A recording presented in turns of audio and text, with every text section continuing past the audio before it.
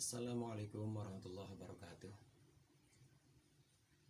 Alhamdulillah, syukurillah, wala haula wala quwata illa billah. Dalam 10 menit ke depan kita akan membahas paling tidak tentang tradisi Islam Nusantara.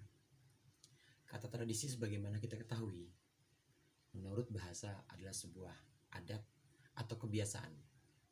Sedangkan menurut istilah, tradisi itu adalah sebuah kebiasaan yang terus-menerus dilakukan dan diwariskan dari generasi ke generasi.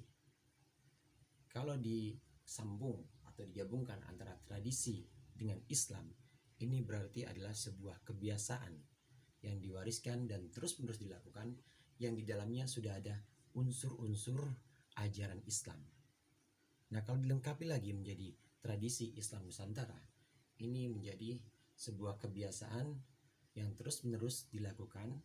Di dalamnya sudah ada nilai-nilai ajaran Islam di bumi Nusantara yang kita cintai ini. Para pemirsa sekalian, tradisi Islam di Nusantara ini secara garis besar bisa dibagi menjadi dua, yaitu yang pertama berbentuk seni Islami atau pertunjukan pagelaran seni Islami. Kemudian yang kedua bisa dalam bentuk upacara adat kesukuan Nusantara. Kita bahas yang pertama dulu. Tradisi Islam Nusantara yang berbentuk seni Islami atau pagelaran, boleh kita sebut juga sebagai pertunjukan seni Islam, ini antara lain terdiri atau antara lain bisa kita lihat dalam pertunjukan wayang. Kita lihat di sini. Pertama yaitu pertunjukan wayang. Wayang ini pada awalnya sudah merupakan satu pertunjukan yang disajikan oleh orang-orang sebelum Islam yang ada di Nusantara ini. Dan cerita yang diambil merupakan cerita-cerita pewayangan atau tokoh-tokoh yang ada di dalam agama Hindu. Nah, kemudian pada masa Wali Songo, wayang ini dibentuk satu bentuk figuratif tertentu oleh para wali, dan kemudian ditambahkan lakon-lakon tertentu, yang diantaranya yang paling terkenal yaitu lakon Jamus Kalimas Sodo, yang disebut juga dengan Jimat Kalimas Sadat atau Jimat Dua Kalimas Sadat yang tidak bisa dikalahkan oleh siapapun. Kemudian bentuk pertunjukan yang kedua yang bisa kita temui juga di Nusantara yaitu qasidah. Qasidah itu pada awalnya adalah sejumlah puisi yang berisi 14 bait. Dan 14 bait ini atau lebih ini maka disebut dengan qasidah. Kalau syair yang bentuknya hanya 5 baris, misalnya 5 bait, hanya berbentuk 10 bait, maka belum disebut dengan qasidah. Maka qasidah itu adalah satu syair atau puisi dalam bahasa Arab yang berisi 14 bait ke atas. Maka kita kenal ada qasidah burdah. Namun qasidah yang dimaksud dalam tradisi Islam Nusantara adalah sebuah pertunjukan musik dan seni suara yang di dalamnya berisi ajaran-ajaran Islam, nasihat-nasihat yang tentu karena puisi, maka di sana juga ada unsur lirik, ada unsur puitis dan sajak yang di ujung-ujung katanya. Nah, kemudian bentuk pertunjukan seni yang berikutnya yang bisa kita lihat yaitu bentuk hadroh. Hadroh dan qasidah ada persamaannya, antara lain adalah sama-sama bentuk pertunjukan musik dan juga sama-sama menggunakan media alat musik yang disebut dengan rebana atau kadang juga disebut dengan ketimpring. Rebana atau ketimpring ini di dalam hadroh dipergunakan sebagai pengiring selawatan, pengiring puji-pujian kepada Nabi, dan juga pengiring satu nasihat-nasihat agama. Dan biasanya hadroh dan qasidah ini, biasanya hadroh khususnya ini ditunjukkan dalam satu pesta pernikahan atau pesta-pesta lain. Kemudian pertunjukan seni Islam yang bisa kita jumpai di Nusantara antara lain adalah sekaten. Sekaten itu adalah sebuah upacara menjelang Maulid Nabi Muhammad SAW yang diadakan di Keraton Yogyakarta atau Keraton Solo. Sekaten ini berasal dari kata syahadatain. Dulu konon raja sebelum menjadi raja Demak, yaitu Raden Patah, santri dari Sunan Ampel, ini mendirikan Masjid Agung Demak. Sebelum menjadi Kerajaan Demak, Masjid Agung dulu yang didirikan oleh Raden Patah dan juga oleh para wali songo. Nah, kemudian berdasarkan musyawarah dan juga berdasarkan usul para wali, maka diadakanlah Maulid Nabi atau satu acara, rangkaian acara untuk memperingati lahirnya baginda Nabi besar Muhammad SAW. Perayaan Maulid Kanjeng Nabi ini di Keraton Yogyakarta dan juga Keraton Solo ini setelah masa Raden Patah kemudian diperingati dengan nama Sekaten yang artinya Syahadaten. Apa saja rangkaian acaranya bisa kita sebutkan secara singkat. Rangkaian acaranya selama kira-kira 7 hari menjelang Maulid, maka dimainkan gamelan yang disusun atau yang dibuat oleh para wali songo. Gamelan ini adalah 2 gamelan warisan wali songo yang kemudian dikeluarkan dari keraton, dan selama full menjelang perayaan Maulid ini dimainkan oleh tim khusus dari keraton dengan ajakan. Nah, dahulu pada masa Wali Songo ini sekaten ini adalah untuk menarik, dan tidak hanya sekaten, seluruh pertunjukan seni yang sudah kita sebutkan tadi seperti wayang, hadroh, dan qasidah ini juga sebenarnya adalah sebuah media dakwah, cara dakwah supaya dakwah atau ajakan menuju kepada Islam di Nusantara ini dilakukan dengan cara yang benar-benar menarik dan membuat orang-orang tertarik terhadap ajaran agama Islam. Demikian seni Islami yang bisa kita dapat. Kemudian selain dalam bentuk seni Islami, tradisi Islam Nusantara juga bisa berupa upacara adat. Kita lihat apa saja upacara adat yang ada di sini.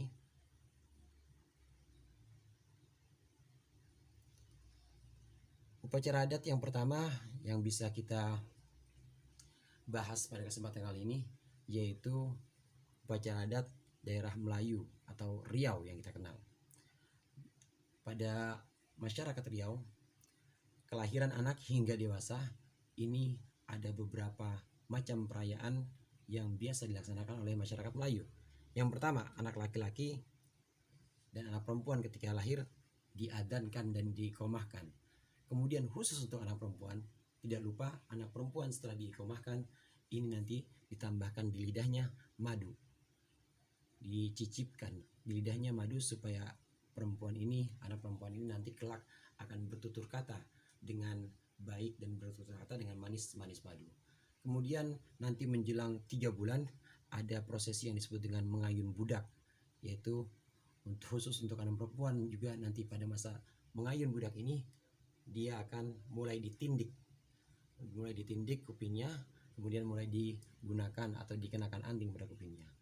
Kemudian yang berikutnya yang bisa kita ambil dari upacara adat Melayu ini yaitu mudun lemah atau turun tanah. Pada usia sekitar 7 bulan atau 8 bulan maka anak-anak dilatih untuk berjalan, dilatih untuk turun ke tanah dan melatih kekuatan kakinya. Dan terus sampai masa khitan, kemudian hatam Al-Quran. Hatam Al-Quran ini adalah merupakan satu syarat di mana seorang anak boleh dihitan, anak laki-laki boleh dihitan. Kemudian adat yang bisa kita lihat lagi misalnya adat Minang. Adat Minang ini agak sedikit berbeda dengan Melayu, dan di Minang ini yang bisa kita sebutkan di sini adalah upacara khitanan dan juga menata konde. Anak laki-laki dalam adat Minang ini dihitan dan mulai dikirimkan ke pengajian jika sudah akil balik. Jika dia sudah akil balik atau sudah balik maka dia wajib dihitan. Sedangkan perempuan jika dia sudah akil balik, tandanya itu dengan sudah mendapat haid, maka dia sudah diajarkan mengaji, dan selain itu juga diajarkan untuk adat menata rambut atau yang disebut juga dengan menata konde.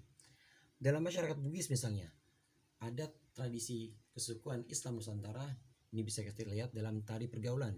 Tari pergaulan ini bukan pergaulan campur antara laki-laki dengan perempuan, tapi pergaulan antara kelompok laki-laki masing-masing, kelompok perempuan masing-masing. Inilah tari pergaulan yang ada pada adat masyarakat Islam Bugis.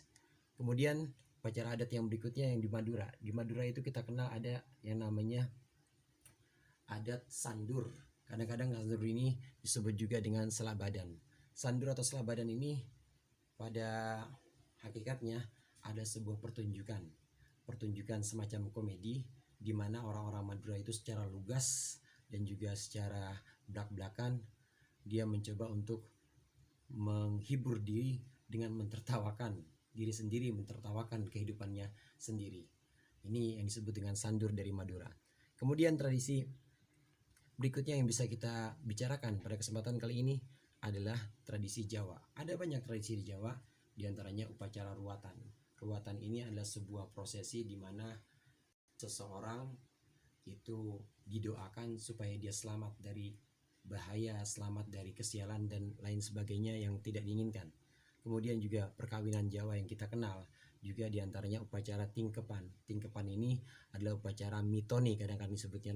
Apa itu mitoni? Yaitu sebuah prosesi dikala janin sudah berusia 7 bulan. Maka tingkepan atau mitoni ini keluarga dari orang tua laki-laki maupun perempuan, ayah dan ibunya, ini kemudian mendoakan anak yang sudah mencapai 7 bulan ini. Kemudian ada lagi upacara yang disebut dengan tedaksitan. Tedaksitan ini adalah upacara semacam mudun lemah atau turun tanah, di mana bayi sudah mulai diajarkan untuk mengenal dunia sekitar. Yang terakhir ada di masyarakat Sunda. Sebagaimana kita tahu, masyarakat Sunda kaya dengan puji-pujiannya, dengan puji-pujian dan juga dengan selawatan, juga dengan berzanjinya. Nah, para pendengar dan pemirsa sekalian, lalu apa saja yang bisa kita ambil dari tradisi Islam Nusantara? Yang berikutnya, apakah tradisi Islam Nusantara ini nantinya, apakah tradisi Islam Nusantara ini akan kita lestarikan atau sebaliknya? Sebaliknya di sini dalam arti kita sudahi saja. Nah, para pemirsa sekalian, tradisi dalam Islam dikenal dengan sunnah. Maka kita kenal satu hadis, man sanna sunnatan hasanatan falahu, dan seterusnya. Siapa orang yang mentradisikan satu tradisi yang baik, maka dia punya satu ganjaran dan ganjaran orang-orang yang melakukan setelahnya. Sanna disebut juga masdarnya dengan sunnatan, maka berisi satu kebiasaan, satu tradisi, satu perilaku yang dilakukan terus-menerus. Nah, sunnah ini bisa dibedakan menjadi dua. Jadi sunnah di sini dibedakan menjadi sunnah nabawiyah yang pertama, yang kedua yaitu sunnah jamaah. Sunnah nabawiyah sudah tentu, sunnah nabawiyah adalah sunnah yang terjaga, yaitu satu tradisi atau kebiasaan dari Rasulullah dan Nabi Muhammad SAW yang terus-menerus beliau lakukan, kemudian diikuti oleh para sahabat, diikuti oleh para tabiin, dan hingga kita. Inilah sunnah nabawiyah. Ada banyak sunnah nabawiyah. Kemudian sunnah jamaah. Jamaah yang dimaksud di sini adalah sekumpulan orang, jamaah tertentu atau sekelompok orang alim, sekelompok orang yang disebut dengan ulama setelah masa Rasulullah, baik dari kalangan sahabat, kalangan tabiin, meskipun tidak pernah dilakukan oleh Rasulullah, tapi ini tidak bertentangan dengan ajaran Rasulullah, maka disebut dengan sunnah jamaah. Jamaah apa yang dimaksud? Yaitu jamaatul ulama, yaitu jamaah para ulama.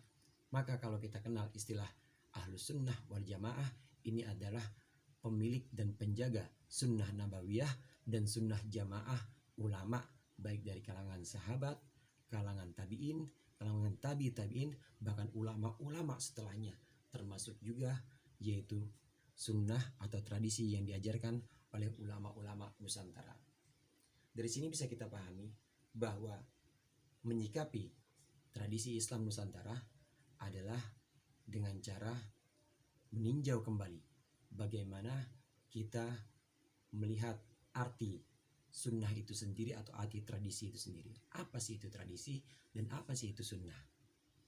Terkait dengan sunnah atau terkait dengan tradisi Islam Nusantara yang tidak bertentangan dengan ajaran-ajaran Islam, tidak bertentangan dengan Al-Quran, tidak bertentangan dengan al-hadis atau sunnah, maka sudah selayaknya itu kita lestarikan. Karena nanti sunnah yang disebut dengan sunnah yang bukan nabawiyah, sunnah jamaah, ini akan dibagi menjadi dua, yaitu sunnah yang baik sunnah hasanah dan sunnah yang buruk. Selama tidak bertentangan dengan jiwa Islam dan tidak bertentangan dengan semangat Nabi Muhammad SAW, maka itu bisa disebut dengan sunnah hasanah. Maka sunnah hasanah semacam upacara-upacara tadi yang setelah kita sebutkan, selama ini tidak ada yang bertentangan dengan Islam, maka sudah selayaknya kita sebagai warga muslim, sebagai seorang muslim di Nusantara, melestarikan dan menghargai budaya-budaya tersebut. Sedangkan yang bertentangan dengan ajaran Al-Quran dan juga bertentangan dengan sunnah Nabi, bertentangan dengan hadis Nabi, maka sudah selayaknya kita meninggalkannya. Namun bagaimana cara kita meninggalkan yang baik? Cara kita meninggalkan yang baik adalah dengan cara dan metode yang sesuai. Dalam satu hadis Rasulullah bersabda, "Man ra'a minkum munkaron falyughayyirhu biyadihi." Kalau memang ada seorang di antara kalian melihat satu kemungkaran, maka hendaklah dia berubah dengan tangannya. Fa illam yastati fa bilisani. Kalau nggak mampu dengan tangan, maka dengan lisannya. Kalau tidak mampu dengan lisan, maka dengan hati. Dari hadis ini kita belajar 3.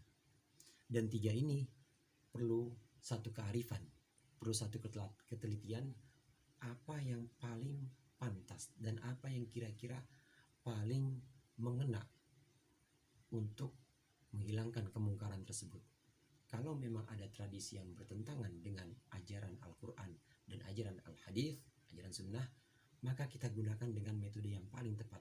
Apakah kita menduga, oh lisan kita lebih kuat, lisan kita lebih mampu, dan lisan kita itu lebih efektif untuk mencegah kemungkaran, itu gunakan lisan. Tapi kalau seandainya lebih dengan tangan di sini bisa dengan cara kekuasaan, bisa juga misalnya dengan cara membuat karya-karya tandingan dan lain sebagainya, sebagaimana dilakukan oleh para wali songo. Ini dengan tangan juga, yaitu dengan membuat karya-karya seni tandingan, maka ubahlah dengan seni tandingan. Jadi mencegah kemungkaran tidak boleh dilakukan dengan hal-hal yang mungkar. Mencegah kemungkaran tidak boleh dilakukan dengan hal-hal yang justru mendatangkan kemungkaran yang lain, mendatangkan kemungkaran berikutnya dalam rangka atau atas nama menghapus kemungkaran. Para pemirsa sekalian, di sini juga bisa kita ambil keteladanan bagaimana Islam Nusantara itu sangat mirip dengan Islam yang diajarkan oleh Rasulullah. Para wali songo dan ulama-ulama Nusantara mengikuti jejak Rasulullah SAW dalam mengadopsi dan menghargai budaya lokal, budaya setempat yang saat itu ada. Rasulullah SAW, baginda besar Kanjeng Nabi Muhammad SAW, ini orang yang sangat menghargai tradisi setempat, tradisi lokal, yaitu tradisi Arab saat itu. Karenanya kisos yang pernah ada, kisos yang merupakan hukum jahiliyah, ini oleh Rasulullah tidak dihilangkan karena di situ ada kebaikan. Begitu juga misalnya tradisi menziarahi Ka'bah, tradisi berlari-lari Safa dan Marwah, ini adalah tradisi yang ada sebelum Islam. Oleh Rasulullah tidak dihilangkan karena di situ ada kebaikan. Para wali songo, ulama Nusantara mengadopsi dan mengikuti ajaran Rasulullah, yaitu dalam semangatnya menghargai budaya dan tradisi setempat. Tradisi lokal dalam hal ini adalah tradisi Nusantara. Ketika Islam sampai dan kemudian ini disebarluaskan ke santero Nusantara, maka para wali songo dan para ulama Nusantara menyebarkan Islam dengan cara yang demikian, yaitu sambil menyebarkan Islam dan juga sambil menghargai tradisi lokal Nusantara, tradisi setempat Nusantara yang kira-kira masih bisa diadopsi. Selama masih bisa diadopsi dan masih bisa diambil, kemudian disisipi dengan nilai-nilai Islam, maka tidak dibuang begitu saja, tapi diambil dan kemudian disesuaikan. Inilah yang saya katakan tadi sangat mirip dengan Kanjeng Nabi Muhammad SAW, cara berdakwahnya ketika beliau diturunkan di Arab, maka beliau sangat menghargai budaya Arab dan sangat menghargai budaya-budaya sebelumnya yang kira-kira memang masih bisa diambil dan diadopsi, maka ditetapkan bahkan diangkat menjadi hukum Islam. Demikian, mudah-mudahan bermanfaat. Assalamualaikum warahmatullahi wabarakatuh.